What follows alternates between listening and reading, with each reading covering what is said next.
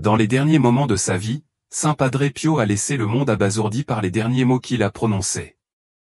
Rassemblant les dernières forces qui lui restaient, ces mots mystérieux ont semé le doute dans l'esprit de certains, suggérant qu'il s'agissait peut-être d'un avertissement lié à la fin des temps. Padre Pio, un saint profondément vénéré à travers le monde, portait sur son propre corps les stigmates sacrés, les marques de la crucifixion du Christ. Tout au long de sa vie, il a souffert des affres de ces blessures sacrées avec une grâce inébranlable, un courage serein et une humilité qui le caractérisaient. Son existence fut marquée par une douleur incessante et des épreuves incessantes. Pourtant, il accueillait chacune de ces difficultés dans un silence stoïque, se remettant entièrement à la volonté divine. La source de sa force, qui lui permettait de supporter tant de souffrances, résidait dans sa dévotion sans faille à Jésus-Christ, qui illuminait même les heures les plus sombres de son existence. À l'approche de la fin de sa vie, on croit que le Christ lui-même est apparu pour le réconforter et lui offrir des paroles de consolation. L'année 1968 touchait à sa fin et, avec elle, la santé de Padre Pio s'effondrait lentement mais inexorablement. Bien que physiquement affaibli, presque épuisé, il ne laissait pourtant rien entamer la force de sa détermination. Même dans un état de faiblesse extrême, il continuait d'offrir des confessions avec une constance impressionnante, déterminé à accomplir son sacerdoce jusqu'à son dernier souffle. Ses journées étaient marquées par des heures innombrables consacrées à la prière fervente, un moyen de se rapprocher toujours plus de Dieu, même lorsque son corps se dégradait inexorablement. Ses frères capucins, qui le côtoyaient quotidiennement, étaient témoins de la lutte silencieuse que menait Padre Pio. Ils observaient qu'il semblait toujours frôler la frontière de la vie, comme s'il se préparait à franchir le seuil de l'éternité à tout moment. Chaque soir, il leur adressait un adieu, leur demandant de le recommander à Dieu, tout en restant incertain de savoir s'il vivrait pour voir un autre jour. La mort ne l'effrayait pas, mais il sentait clairement que son heure approchait. Dans ces derniers jours, il fit une demande émouvante, celle de placer une statue de Saint Joseph à ses côtés, celui-là même qui est vénéré comme le patron d'une mort paisible. Ceux qui s'occupaient de lui observaient un rituel quotidien dans lequel il se tenait devant la statue, marquant un arrêt silencieux en son honneur. Ce n'est qu'après son départ que ceux qui l'entouraient réalisèrent qu'il priait avec ferveur Saint Joseph, cherchant à s'assurer un passage serein et sans douleur vers l'au-delà. Les semaines précédant son décès, une atmosphère étrange envahit le monastère Notre-Dame des Grâces. Un changement tangible se produisit. Les pièces, les couloirs et les lieux de rassemblement étaient imprégnés d'un silence presque surnaturel. Un calme profond, presque mystique, s'installait sur le monastère. Les frères capucins décrivirent ce silence comme une sensation de paix surnaturelle, un calme que seul un œil spirituel affûté pouvait percevoir dans toute sa profondeur. À mesure que la fin se profilait, Padre Pio intensifia sa prière, se tournant encore plus fréquemment vers Dieu dans une communion divine toujours plus intime.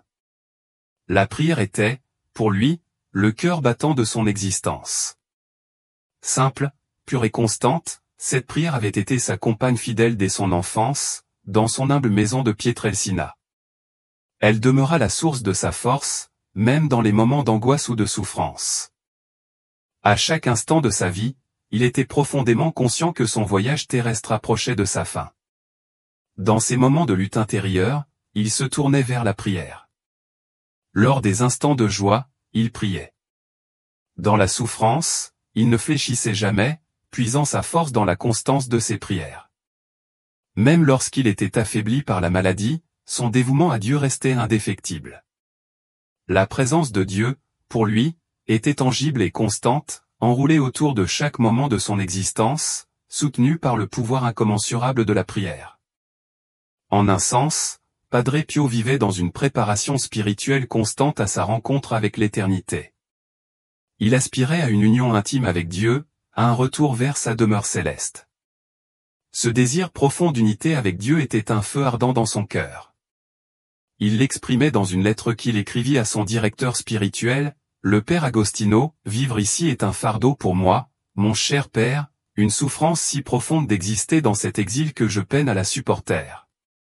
La pensée que je pourrais perdre Jésus à tout instant me terrorise d'une manière que je ne peux décrire. » Ces paroles révèlent l'intensité de son désir du divin, et la peur incommensurable de la séparation d'avec Jésus, qui le tourmentait tout au long de sa vie. Alors que ces derniers jours approchaient, il demanda des prières à ses supérieurs. Dans une confession émouvante, il avoua, « Quand viendra l'heure de ma mort, si ma Mère Céleste n'est pas là pour me tenir la main, comment aurais-je le courage de partir ?» Ces mots, empreints de vulnérabilité, témoignaient de sa profonde confiance en la Sainte Vierge Marie, sa mère spirituelle, qui l'avait toujours soutenue et réconfortée.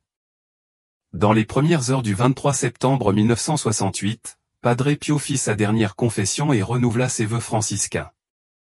Son corps affaibli ne lui permettait presque plus de parler, mais, rassemblant ses dernières forces, il murmura Jésus, Marie, serrant son rosaire avec une révérence profonde.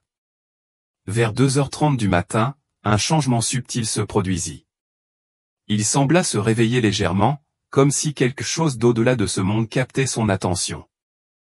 Le saint, qui avait vécu une multitude de rencontres surnaturelles, semblait alors percevoir une dernière vision, invisible à ceux qui l'entouraient.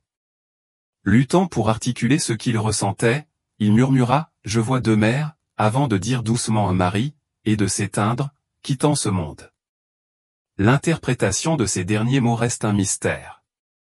Certains pensent qu'il a vu la Sainte Vierge Marie aux côtés de sa propre mère biologique, tandis que d'autres suggèrent qu'il percevait la présence symbolique maternelle de l'Église. Peu importe l'interprétation, il est fort probable que son dernier mot, Marie, faisait référence à la Mère de Dieu. Cependant, certains se demandent s'il se souvenait aussi de sa propre mère, Marie, qui avait partagé sa vie terrestre. Particulier celle de ses pieds, ont progressivement cicatrisé. Les frères capucins qui s'occupaient de lui ont remarqué que ses bandages, autrefois imbibés de sang, avaient besoin d'être changés moins fréquemment. Le 22 septembre, la veille de sa mort, il ne restait qu'une croûte surélevée sur sa paume gauche. Pendant la messe de ce matin-là, 2 petits lambeaux de peau sont tombés de sa main. Lorsque les médecins ont examiné son corps après sa mort, ils n'ont trouvé aucune trace de stigmate. Ses mains, ses pieds et son flanc ne portaient aucune cicatrice, seulement une peau régénérée, douce et sans tache, comme si les blessures n'avaient jamais existé. Fait remarquable, le médecin qui l'a examiné a détecté un délicat parfum de fleurs d'oranger dans la pièce, une odeur qu'il avait souvent associée à la présence de Padre Pio. Après sa mort, le visage de Padre Pio était serein et son apparence rayonnait d'une douce beauté. Ses mains jointes autour d'un rosaire tenaient un crucifix, et la règle de saint François était respectueusement drapée sur ses épaules.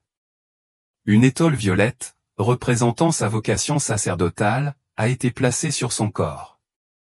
Ses funérailles ont attiré une foule immense, avec environ 100 000 personnes rassemblées pour lui rendre un dernier hommage. Des hélicoptères de l'armée de l'air et de la police ont plané au-dessus de sa tête, déversant des fleurs et des cartes de prière sur les personnes en deuil. Son corps repose dans une crypte en granit sous l'autel principal de l'église, un lieu de repos digne d'un homme dont la vie fut consacrée à Dieu. Même après sa mort, les paroles de Padre Pio ont continué à résonner auprès de ceux qui l'avaient guidé, « Je pourrais faire pour vous plus du ciel que je ne peux faire ici sur terre. » Fidèle à sa promesse, d'innombrables témoignages du monde entier parlent de ses intercessions et de son aide spirituelle, affirmant que ses soins compatissants ne se sont pas arrêtés avec sa vie terrestre, mais n'ont fait que se renforcer depuis sa demeure céleste. Le 22 septembre, Padre Pio était dans un état physique très faible. L'église était remplie de membres de ces groupes de prière de diverses parties du monde. Ces personnes s'étaient rendues à San Giovanni Rotondo pour assister au congrès international des groupes de prière. Padre Pio a célébré la messe en remerciement pour les groupes de prière, en particulier pour la récente approbation officielle et la reconnaissance qu'ils avaient reçue du Saint-Office à Rome. Savoir que ces groupes de prière étaient bien établis et en pleine croissance dans le monde entier était pour lui une source de grande joie. En quittant l'autel, il faillit s'effondrer et fut soutenu par plusieurs frères capucins présents. Faible, Padre Pio regarda la foule des fidèles et, d'une voix basse et tremblante, il s'écria « Mes enfants, mes enfants !» Plus tard, il se rendit à la fenêtre du monastère pour saluer et bénir les membres des groupes de prière rassemblés sur la place en contrebas. Il était si faible qu'il dut être soutenu par 2 de ses frères capucins. Ce soir-là, vers 21h, Padre Pio utilisa l'interphone pour appeler le Père Pelino, qui était de service pour l'aider, entra dans la pièce. Il trouva Padre Pio couché dans son lit, les larmes aux yeux. Padre Pio l'avait appelé uniquement pour lui demander l'heure. Le père Pelino, avec un mouchoir, essuya ses larmes et lui donna l'heure. Après s'être assuré qu'il n'avait besoin de rien d'autre, il retourna dans sa chambre. Dans ces derniers instants, Padre Pio a dit, « Si le Seigneur m'appelle aujourd'hui, demandez à mes frères de me pardonner pour tous les ennuis que j'ai causés. Demandez-leur, ainsi qu'à tous mes enfants spirituels, de prier pour mon âme. » Peu après, il a exprimé son désir de renouveler ses vœux religieux. Il répéta les vœux de pauvreté, de chasteté et d'obéissance, déclarant, « Moi, Padre Pio de Pietrelcina, je fais vœu et je promets au Dieu Tout-Puissant, à la Sainte Vierge Marie, à notre Saint-Père Saint François, à tous les saints et à toi, Père, d'observer pendant tous les jours de ma vie la règle des frères mineurs confirmée par le pape Honorius et de vivre dans l'obéissance, sans possession et dans la chasteté. » Padre Pio, qui souffrait déjà beaucoup d'une grave arthrite et avait 81 ans, passait une grande partie de son temps dans un fauteuil roulant, car marcher était devenu une torture. Mais cette nuit-là, à la surprise générale, il réussit à se lever facilement et se rendit directement sur le balcon sans avoir besoin d'aide. Un véritable miracle. Il alluma même la lumière tout seul, ce qu'il n'avait pas fait depuis longtemps. Puis, l'atmosphère changea. Il fixa son regard sur un point précis du balcon, qui, ironiquement, serait l'endroit où son corps serait. Il ne se sentit pas bien du tout. Il voulut retourner dans sa chambre, mais il était déjà trop faible. Son visage pâlit, ses forces s'affaiblirent, mais il continua à murmurer Jésus et Marie, jusqu'à ce que sa voix faiblisse peu à peu. À un moment donné, Padre Pio fixa une photographie accrochée au mur et demanda, « Qui étaient ces personnes ?» L'un des prêtres répondit, « Ce sont des photographies de ta mère et de ton père. » Padre Pio commenta alors, « Mais je vois de ma mère. » Après avoir dit cela, il commença à se sentir encore plus faible. Il se mit à transpirer à froid et ses lèvres devinrent bleues. Le médecin arriva rapidement en moins de 10 minutes et comprit immédiatement que Padre Pio était en train de faire une grave crise d'asthme bronchique. Pour soulager sa respiration, qui devenait lourde et difficile, le médecin lui fit une piqûre et lui administra de l'oxygène. Alors que les médecins faisaient tout ce qu'ils pouvaient pour l'aider, le capucin qui se trouvait à côté de Padre Pio s'agenouilla et commença à prier avec lui. Ils répétèrent ensemble les paroles du Notre Père et du Je vous salue Marie. Ils répétèrent, Jésus, Marie et Joseph, je vous donne mon cœur et mon âme. Jésus, Marie et Joseph, assistez-moi dans ma dernière agonie. Jésus, Marie et Joseph, laissez mon âme expirer en paix avec vous. Les derniers sacrements furent administrés par le Père Paolo, qui était présent. Padre Pio était pleinement conscient et savait exactement ce qui se passait. Ses mains et ses pieds commencèrent à devenir froids, et il transpirait abondamment. Lorsque les médecins comprirent qu'il souffrait d'une crise cardiaque, ils lui injectèrent directement dans le cœur. Même les yeux fermés, Padre Pio continua à murmurer Jésus, Marie, mais dans ces derniers instants, ses lèvres formèrent simplement les mots sans émettre un son, pas même un murmure. L'un des capucins l'appela, Père, Père. Il ouvrit les yeux une dernière fois et regarda ses frères bien-aimés. À 2h30 du matin, le 23 septembre 1968, le rosaire fermement dans les mains, Padre Pio inclina doucement la tête et quitta ce monde. Je suis né saint, je suis mort saint, disait souvent Padre Pio. J'ai besoin de t'aimer toujours plus, mais je n'ai plus d'amour dans mon cœur, parce que je t'ai tout donné. Si tu veux davantage, remplis mon cœur de ton amour et oblige-moi à t'aimer encore plus, et je ne te refuserai pas. Le 20 septembre 1918, Padre Pio était en prière devant un crucifix en bois lorsqu'il commença à ressentir une sorte d'engourdissement et de somnolence, jusqu'à ce qu'il s'endorme sur le sol. À son réveil, il se retrouva couvert de son propre sang. Encore sous le choc, il réalisa qu'il portait les marques des stigmates, qui resteraient avec lui jusqu'à la fin de sa vie. Les stigmates de Padre Pio provoquèrent une grande controverse, créant des divisions parmi les personnalités religieuses, ainsi que parmi ses amis et adversaires. Dès sa naissance, il semblait destiné à porter cette croix. Lorsque le bébé Francesco, enveloppé d'un voile blanc, naquit. La sage-femme fit remarquer à la mère de Padre Pio, c'est un bon signe, il sera un saint. Le vrai nom de Padre Pio était Francesco Forgione, mais lorsqu'il était enfant, il s'appelait Francis. Il aimait écouter des histoires sur le Christ, Marie et les saints, et passer beaucoup de temps seul, entendant des sons mystérieux et célestes, y compris des cloches invisibles qui, selon lui, ne sonnaient que pour lui.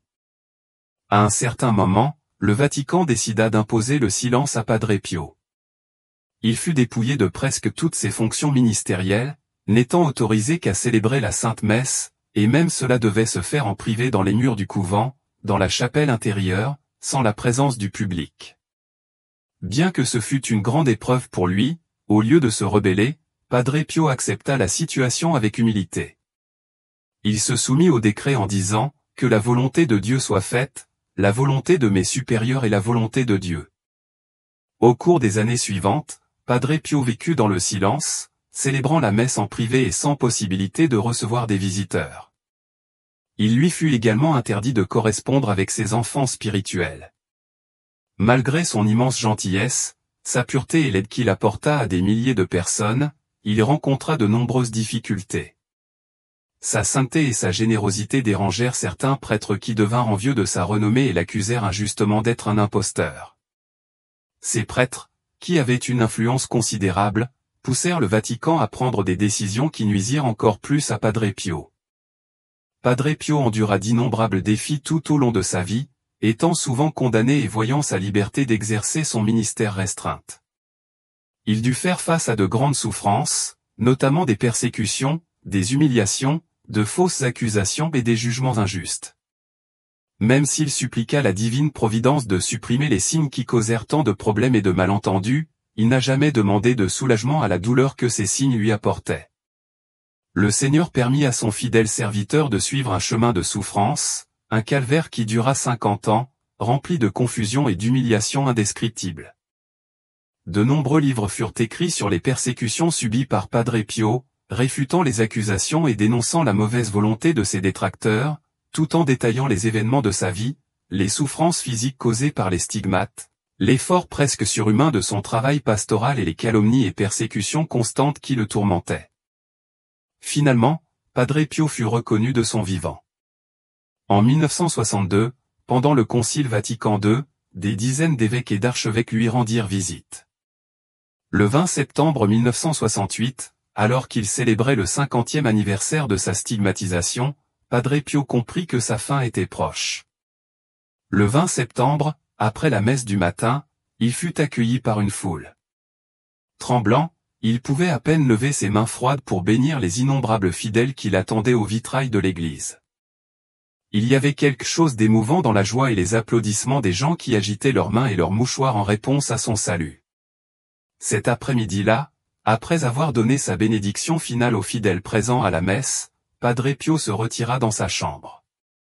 Le prêtre qui l'accompagnait rapporta qu'à ce moment-là, la fenêtre de la chambre de Padre Pio se ferma pour la dernière fois, ne laissant que le souvenir d'un homme que tout le monde appelait père.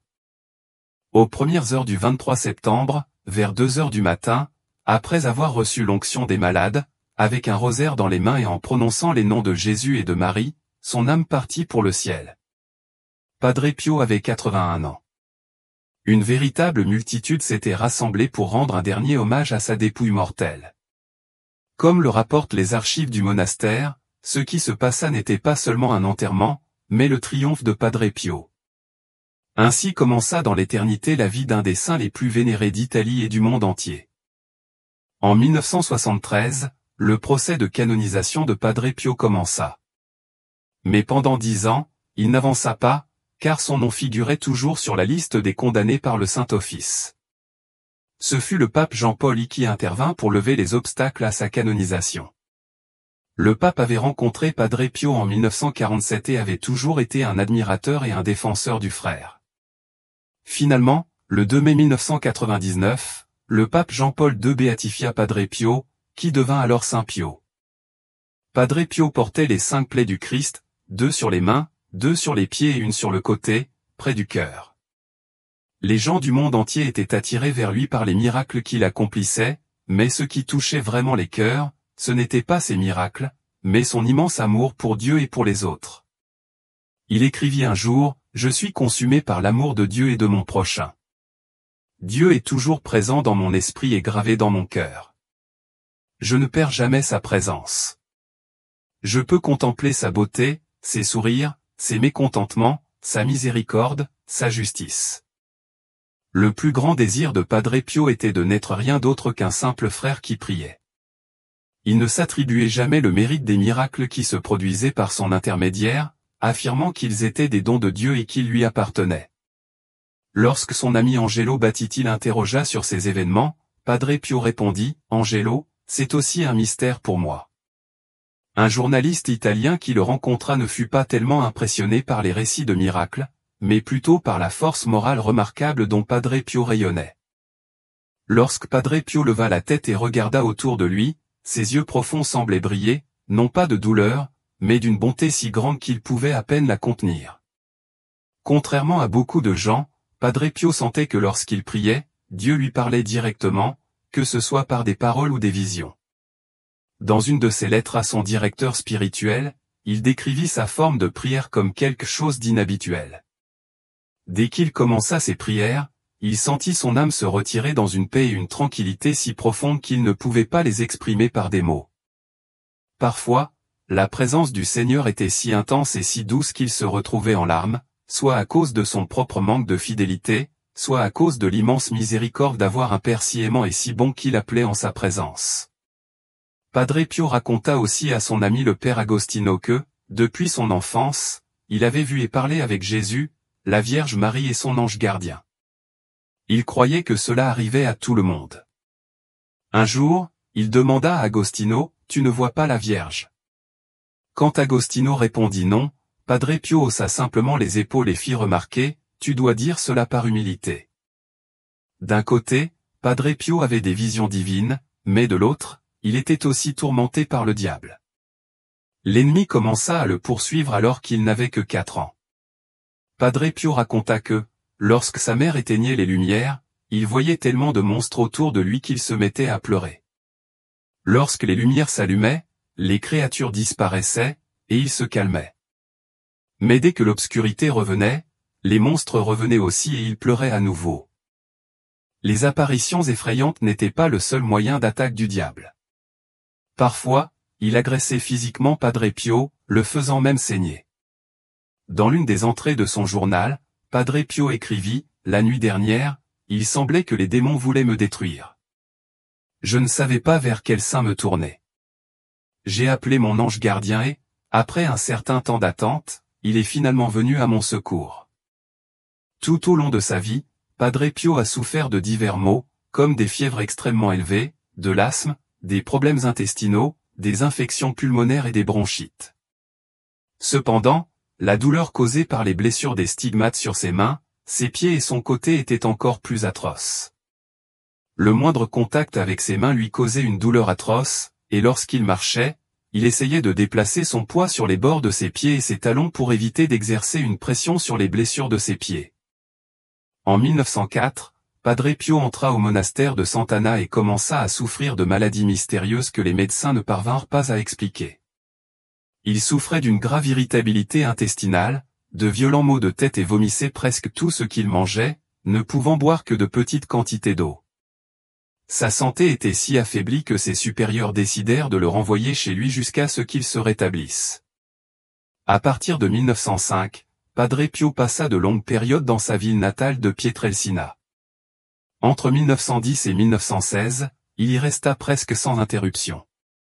Après 1916, il s'installa au monastère de Notre-Dame des Grâces à Saint Giovanni Rotondo, où il resta jusqu'à la fin de sa vie, à l'exception d'une courte période où il servit dans l'armée.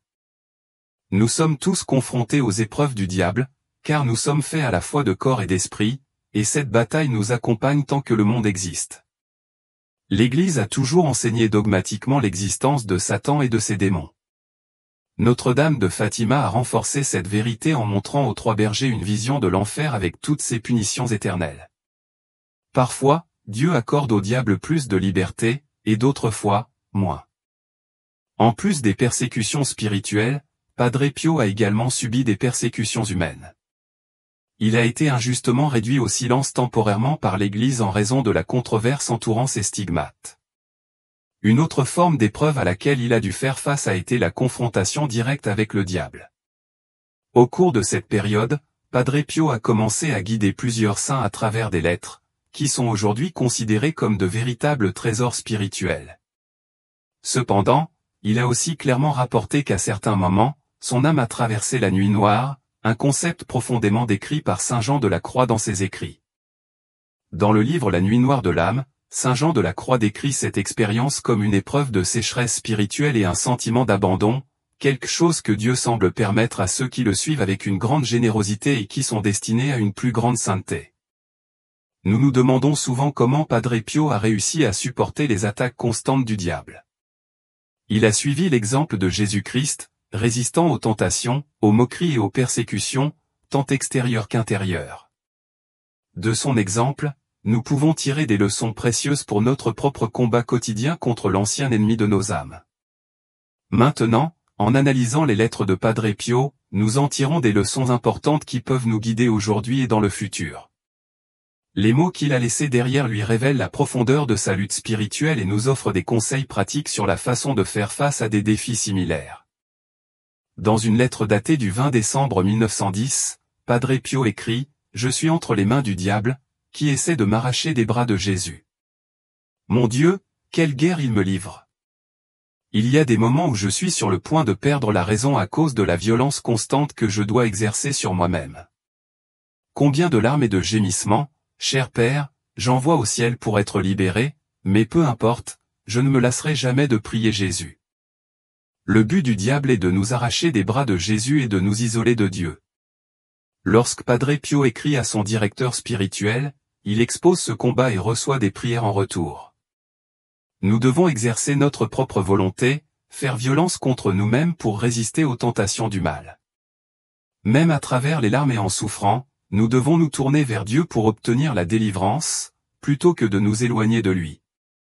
La persévérance dans la prière est cruciale jusqu'à la fin de l'épreuve. Dans une lettre datée du 17 août 1910, Padre Pio écrit « Je ris de tout cela comme si cela n'avait aucune importance en suivant vos conseils. Cependant, parfois, je crains de ne pas être sûr d'être prêt à affronter le combat lors de la première attaque de l'ennemi. » Ici, en suivant les conseils de son directeur spirituel, Padre Pio essaie de garder les choses en perspective, de ne pas accorder trop d'importance aux ruses des démons. Il nous rappelle que nous devons affronter immédiatement la première attaque du diable, car il recherche toujours nos points les plus faibles. Nous ne pouvons pas sous-estimer l'apparition de la tentation, et il est crucial d'être préparé dès le début de la bataille. La persévérance, le discernement et la force de volonté sont des leçons que ces lettres nous offrent pour faire face à nos propres défis spirituels. Dans une lettre datée du 18 mai 1913, Padre Pio écrit « Maintenant, mon cher Père, qui pourrait vous dire tout ce que j'ai dû endurer? J'étais seul la nuit et seul le jour. À partir de ce jour, je suis entré dans une lutte acharnée avec ces horribles misérables. Ils ont essayé de me faire croire que j'avais été rejeté par Dieu pour toujours. La tentation de croire que Dieu nous a abandonnés est une ruse fréquemment utilisée par le diable pour semer le doute et le découragement dans nos cœurs. Pourtant, même dans les ténèbres les plus profondes des épreuves spirituelles, il est essentiel de nous accrocher fermement à la vérité inébranlable de l'amour divin. Cette vérité doit devenir notre ancre, nous permettant de résister à toute forme de désespoir. Padre Pio, dans les moments les plus sombres de sa vie spirituelle, a toujours choisi de ne pas céder à la tentation de la défaite. Son directeur spirituel souligne qu'il n'a jamais reculé, ni abandonné son combat, même lorsque la souffrance le frappait durement. Il affirmait qu'il supporterait toutes les épreuves et tourments, aussi douloureux soient-ils, tant qu'il pourrait rester fidèle aux promesses faites à Dieu et s'assurer de son salut éternel. Ainsi, dans nos propres luttes, nous devons nous efforcer de rester fidèles à Dieu, de garder notre regard tourné vers notre salut éternel et de ne jamais perdre de vue le but profond et supérieur de notre existence, même face aux épreuves les plus difficiles. Dans une lettre adressée à son directeur spirituel le 25 juin 1911, Padre Pio exprime la confusion et la douleur qu'il ressentait en raison des tentations qui l'assaillaient. « Mon cher Père, quel est le but de Dieu en permettant au diable tant de liberté? Le désespoir essaie de m'envahir, mais croyez-moi, Père, je n'ai pas l'intention de déplaire à Dieu. Je ne peux pas comprendre, et encore moins expliquer, comment une volonté aussi déterminée à faire le bien puisse s'accompagner de tant de misère humaine. Si vous voyez que mon âme est en danger, aidez-moi, car je veux à tout prix sauver mon âme et ne plus offenser Dieu. Ces mots montrent une profonde lutte intérieure, une lutte que beaucoup d'entre nous connaissent, le combat pour ne pas céder au désespoir, même lorsque la tentation semble écrasante. Padre Pio savait que, même dans ces moments les plus sombres, il ne pouvait perdre de vue la réalité de son désir de rester fidèle à Dieu. Ce désir, plus fort que tout autre sentiment, le poussait à se battre sans relâche contre les ténèbres qui menaçaient son âme.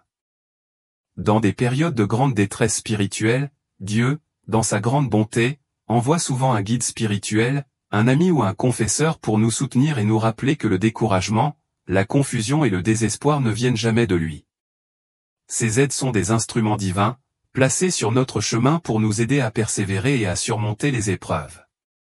Nous pouvons entraîner notre volonté à se renforcer, à faire face aux épreuves avec courage, même si nos faiblesses humaines semblent rendre la tâche insurmontable. Même si les ténèbres nous entourent et que nous nous sentons perdus, nous devons garder en tête que notre plus grand désir doit être le salut de notre âme et éviter d'offenser Dieu, comme le montre l'exemple de Padre Pio. Dans une autre lettre, datée du 9 mai 1915, Padre Pio partage son sentiment de lutte incessante contre les forces du mal. « Père, les ennemis se lèvent sans cesse contre le navire de mon esprit, et ils crient à l'unisson, abattons-le, écrasons-le, car il est faible et ne peut plus durer longtemps. Malheur à moi, mon cher Père, qui me délivrera de ces lions rugissants prêts à me dévorer. » Ces mots montrent l'intensité de l'attaque spirituelle que subissait Padre Pio. Pourtant, même dans ces moments les plus sombres, il ne se laissait pas submerger par la peur ou la faiblesse. Il savait que, malgré la puissance apparente de l'ennemi, la véritable victoire réside dans la confiance en Dieu. Le diable peut chercher à écraser l'âme, mais c'est Dieu qui relève et fortifie celle qui se tourne vers lui. Si le Seigneur nous corrige, c'est toujours avec miséricorde et amour, jamais dans le but de nous écraser. Le diable, au contraire, cherche à détruire, à démoraliser et à anéantir. Pour triompher des défis spirituels, il est indispensable de comprendre la nature de notre ennemi et de nous connaître nous-mêmes. En même temps, il est crucial de remettre notre vie entre les mains de Dieu, en toute confiance, sachant qu'il est notre seul refuge et notre force. Lorsque nous plaçons notre foi en Jésus-Christ, le Christ Tout-Puissant, nous pouvons affronter les ténèbres et les forces du mal sans crainte, avec la certitude que la victoire est possible. Le 4 août 1917, Padre Pio écrit avec intensité à propos de ses luttes spirituelles, « Satan, avec toute sa méchanceté, ne cesse de me combattre, essayant de démolir ma petite forteresse et de m'encercler complètement. En bref, il agit comme un ennemi puissant qui, voulant prendre une forteresse, ne se limite pas à attaquer une partie, mais l'encercle complètement, attaquant et perturbant de tous côtés. » Ces mots dépeignent la guerre spirituelle implacable que Padre Pio a endurée, une guerre où chaque jour semblait être une bataille sur tous les fronts.